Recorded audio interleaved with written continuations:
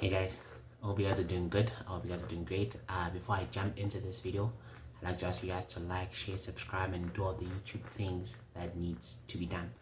So for today's video, I'm really addressing this video to people, to learners who might be in school and are struggling in school, but still want to make it to medicine, right? So the first thing I'm gonna give is a disclaimer. I'm not making these videos because I think I have it all figured out. In fact, it's quite the opposite of that, whereby I am looking and assessing myself and realizing, first of all, that the career choice, the career path that I've chosen is a career path that will need me to constantly be studying, to constantly be taking exams, to constantly be preparing for tests and things like that. So I'm making this video from a point of view whereby I'm taking a step back and I am assessing myself, and I'm finding some faults and some things that I need to work on, right? So as I am trying to work on those things, I'm also trying to give off some of the knowledge that I think might be helpful to you. So the first thing that I think is really important, especially if you want to study medicine, is that decide early, right?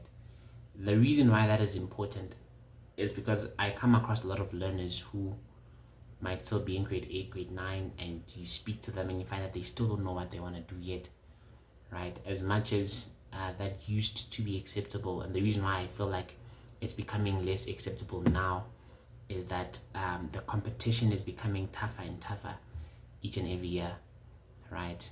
The University of Pretoria recently just stopped media transfer, meaning that making it to medicine in the University of Pretoria has just become harder. The thing that I've also realized is that this is just my belief. I don't think they haven't said anything. This is just my own belief, that they seem to be accepting more students, or they have been accepting more students than they could take, right? I was looking at a picture, I said this in one of the videos, I was looking at a picture of the class of 2012, and there were so few compared to a picture of the class of 2023, right? So I do think that getting into university is becoming a bit harder, and the learners making it to university, man, they're raising their standard every year, right? You hear people getting 15 distinctions, man. That is, yeah. You hear people getting 100% for subjects. So deciding early is very important, because the things that I'm gonna be talking about in this video, they will need time, right? They'll need time to work on, and deciding early is one of those things that needs to be given some thought, right? The earlier the better. The earlier you want to study medicine, the better, and the information is out there. So the second thing that I realized is that if you decide you want to study medicine, like I said, this is a qualification that will require you to study throughout. You know, when we applied, we thought that it's going to be just 6 years of studying, and then from there on, you know, we are living life. And then you realize the more time you spend in medicine, that even after you've attained your undergraduate, you still have to study for diplomas. There are a lot of things that takes place, and even before you even get to being a registrar and wanting to be a consultant, there are some things and some short courses that you'll need to be taking, and you realize that, man, for the rest of this career, I have to be studying. So the first thing you have to understand or realize is that the skill of studying is going to be a very important skill set to you, and aiming for mastery within that skill set is very important, right? By so saying, you have to decide at a young age that I'm going to work on the skill of studying for the rest of my life, right? And that's where you try to attain mastery. You know, the experts tell us that to become an expert in any field, you have to spend about 10,000 hours within that said field, right? So one thing you'd have to decide for yourself is that you're going to have to spend a lot of time trying to master the skill of studying. You know, there is time maybe you're going to spend researching and learning more about it, watching YouTube channels about it, but you're going to have to spend a lot of time executing, right? You're going to have to spend a lot of time trying out different plans you might have for yourself, different what's the word I'm looking for? Yeah, but you might have to try different plans and different ideas that you get from people, and try them out for some time until you find what works for you, and actually work on that for a very, very long time, right? The third thing that I realized, like I said, this is from assessing myself, is that most of the time we lack the focus to really gain mastery. You find that within our skill set we know so much, right? But we are masters, we don't master any of the things we know. We are, what is it, jack of all trades but masters of none. And that calls for focus. For example, you find that, and this is something I've been called out for by my friends, by people I look up to, that I'm always trying to learn a new skill, right? And I've been really, really, really trying to learn a new skill, and I'm gonna give my justification on the fourth point that is here. And I realized that was a problem, right? Is my lack of focus. Someone was saying that as a person, you must concentrate and be a concentration, right? That statement to me was so amazing. That you must concentrate and be a concentration, meaning that there are few things you must concentrate on, right? And within you, those very few things must be on. That's how I interpreted it, right? Meaning that we must focus on less and less and less skills.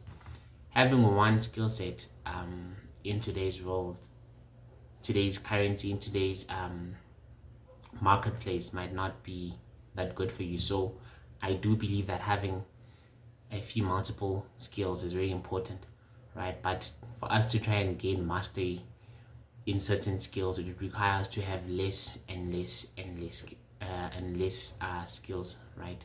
Try to attain 3 to 4 skills and work on those skills, and decide that for the rest of my life, these are the skills I'm going to work on. This includes studying, by the way, right?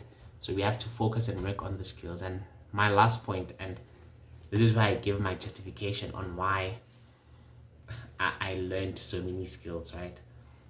My last point is to stay in the struggle. On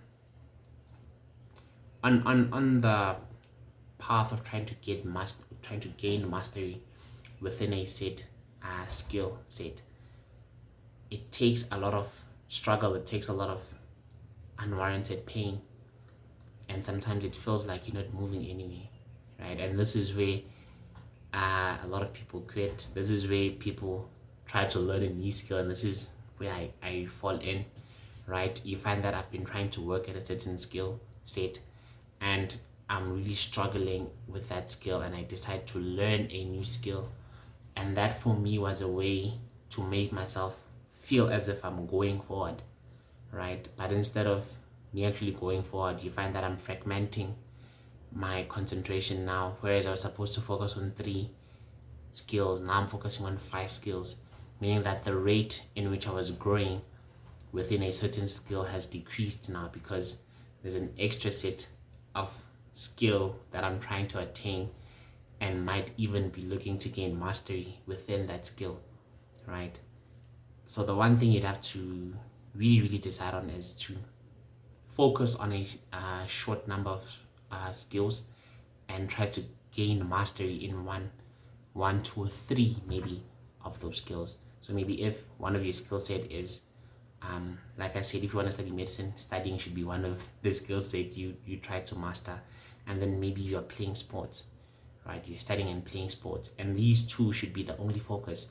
The problem though that happens is that as you're trying to gain mastery, there are a lot of the times where you'll feel like you're wasting time. You feel like you're not moving forward, and it becomes hard, man, to wake up and feeling like you're not going anywhere, feeling like your colleagues are moving ahead with their lives, and you are here still struggling with a skill set, right? But one of the things that would lead to mastery is spending a lot of time within that place, spending a lot of time within that skill set. So stay within that struggle, right? You're gonna set up there are times where you're gonna set up planners, right? We're gonna try and study for for 1 hour and you find that you can't even study for 1 hour, you have to stay within that struggle, fail, come back, and try to finish a full hour of you studying. You might find that at some point you might have to maybe you plan to study 5-6 hours per day. You might find that for most of the time you're gonna be failing at that, and coming back and trying again is really hard. It's really hard. I won't lie. Having objectives and trying to reach them and not reaching them, and coming back to work at them, and you feel like you're not reaching said target, but coming back to try again is really, really hard. But my fourth and last advice is stay within that struggle. By the time it pays, man, it's gonna be into the far future. It's gonna be into the far future. It's not into the immediate future. And what you're working on now is not for now. And those are things to keep in mind, right? Same as school, man. I think one of these days I'm gonna record a video whereby I share from my point of view the importance of school and why to me it's still very important, right? Which might be controversial, but you must put it into your mind that what you're working for at the current point is not to benefit yourself now. So yeah, with all that said, I hope maybe I've helped a learner or two. With that said, all the best.